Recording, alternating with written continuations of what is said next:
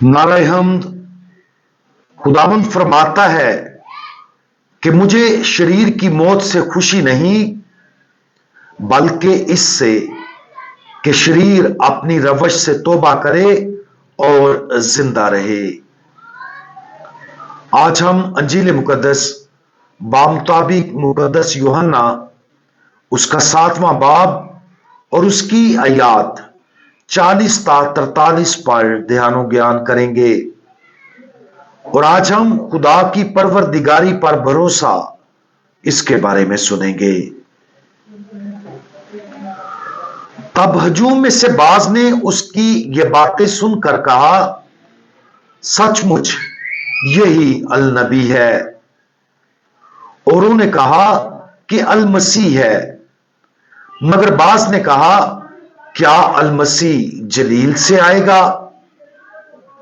क्या नविश्ता नहीं कहता है कि अल मसीह दाऊद की नस्ल से और बैतलहम के गांव से आएगा, जहां दाऊद रहता था? चनाचे हजूम में उसकी बाबत इख्तलाफ हुआ। आज की अंजील मुकद्दस खैमों की ईद के आखिरी और अजीम तरीन दिन पर होती है। यह सालाना जश्न 3 बड़ी ईदों, ईद फतीर, हफ्तों की ईद और ईद क़याम में से एक था, जब बहुत से यहूदी हैकल की जियारत के लिए आते थे। 7 दिन तक वो आरजी पनागाहों खैमों में रहते थे, जो उन्हें बियाबान में उनके 40 सालों के दौरान खुदा के तहफ़्फ़ुज़ और परवरदिगारी की याद दहानी कराते थे। यह खुदा की तरफ से जारी रिज़्क़ को तस्लीम करते हुए साल की फसल का शुक्रिया अदा करने का भी वक्त था। ईद क़याम के 7 दिनों के बाद 8वां दिन मुकद्दस महफिलों के लिए मखसूस था। उस दिन खास तौर पर आने वाले साल की फसलों के लिए बारिश के लिए दुआ मांगी जाती थी, जो खुदा पर इन्हसार का एक इतराफ था। ईद के उसी आखिरी और खास दिन खुदावंद यीशु मसीह ने बुलंद आवाज से कहा कि अगर कोई प्यासा हो तो मेरे पास आए और पिए। यह आज की अंजील मुकद्दस से बिल्कुल पहले आता है, जो खुदावंद यीशु मसीह के अल्फाज सुनने वाले लोगों के मुख्तलिफ रद्द अमल को जाहिर करता है। इस ईद का सियाको सबाब और इसके मजहबी मानी खुदावंद यीशु मसीह के ऐलान की अहमियत को समझने के लिए बहुत अहम है। ईद क़याम की मरकजी रसूमात में से एक सलबान के तालाब से रोजाना पानी निकालने की तकरीब थी। तालाब से पानी निकालकर हैकल तक पहुंचाया जाता था और कुर्बानगाह के सामने बहाया जाता था। यह अमल इसराइलियों के बियाबान में वक्त के दौरान खुदा की तरफ से पानी की फरहमी के लिए शुक्रगुजारी और फसलों के लिए बारिश की दुआ की इलामत था। रूहानी तजदीद के पेशन गोई के ख्वाबों को याद करते हुए उसने मसीहाई उम्मीद को भी जगाया, जब वो जिंदा पानी हैकल से बहेगा।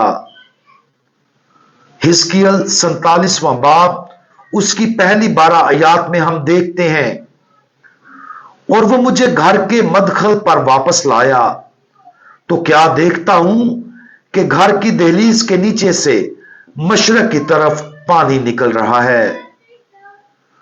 और ज़िक्रिया 14वां बाब उसकी 8वीं आयत में हम पढ़ते हैं, उस रोज यरूशलेम से आबे हयात जारी होगा। उस वक्त तक बहुत से फकी, फरीसी और मजहबी रहनुमा यीशु के खिलाफ साजिशें कर रहे थे। उन्होंने सब्त के दिन मौजज़ात करने, इलाही इख्तियार के साथ बात करने और खुदा के साथ बराबरी की तजवीज करने वाले दावे करने पर उसकी मुजम्मत की। उस बारे में काफी क्यास आराइयां की गई थी कि आया यीशु उस ईद में शिरकत करेगा, और यीशु ने शिरकत की, लेकिन खुफिया तौर पर। ईद के वक्त में खुदावंद यीशु मसीह अवामी तौर पर हैकल में जाहिर हुआ, दलेरी से तबलीग और तालीम देता रहा। आखिरी दिन उसने जिंदा पानी के मंबा के तौर पर जो कदीम पेशन गोइयों को पूरा करते हुए खुदा के लोगों की रूहानी प्यास बजाएगा, अपने आप को मुतारफ करवाया। उससे एक हंगामा बरपा हुआ जिसके नतीजे में मुनक़सिम रद्द अमल सामने आया। कुछ का ख्याल था कि वो नबी या अल मसीह था।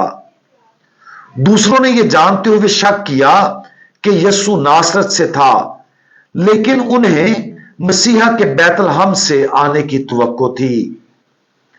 इससे जाहिर होता है कि बहुत से लोग इस बात से नावाकिफ थे कि यीशु बैतलहम में पैदा हुए थे और दाऊद की नस्ल से थे। खैमों की ये ईद फसा की ईद से तकरीबन 6 महीने पहले थी, जब यीशु को गिरफ्तार करके मसलूब किया जाएगा।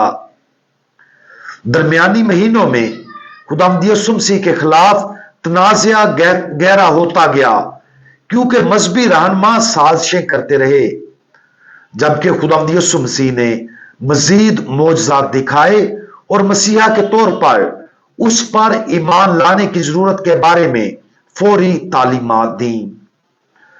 कुछ तरीकों से खैमों की ईद ने इख्तिताम का आगाज किया। आज ही उस तनाज़ा पर गौर करें जो खुदावंद यीशु मसीह ने खैमों की ईद पर छेड़ दिया था। हम में से हर एक को एक तरफ का इंतखाब करना चाहिए। दरमियानी रास्ते की कोई गुंजाइश नहीं। या तो यीशु मसीहा है और हमें पूरे दिल से उसकी पैरवी करनी चाहिए, या वो नहीं है। खुशामद या एतदाल पसंदी की कोई जगह नहीं है। यीशु जिंदा पानी है जो इलाही परवरदिगारी का वाहिद जरिया है।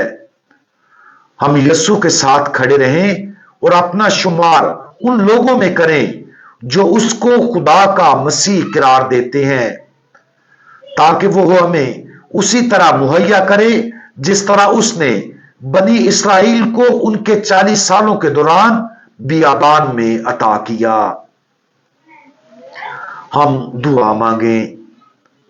हमारे खुदावंद, आप और सिर्फ आप ही जिंदा पानी का जरिया हैं, जो हमारी रूहों को ताजगी और तजदीद अता करता है। सिर्फ आप ही से अब्दी नजात मिलती है, क्योंकि आप खुदा के मसीहा और अल मसीह हैं। बराए करम हमें हिम्मत और हिकमत अता करें, ताकि हम आप पर और अपनी जिंदगियों में आपकी जारी परवरदिगारी पर भरोसा करें। खुदावंद यीशु मसीह, हमारा भरोसा आप पर है। आमीन।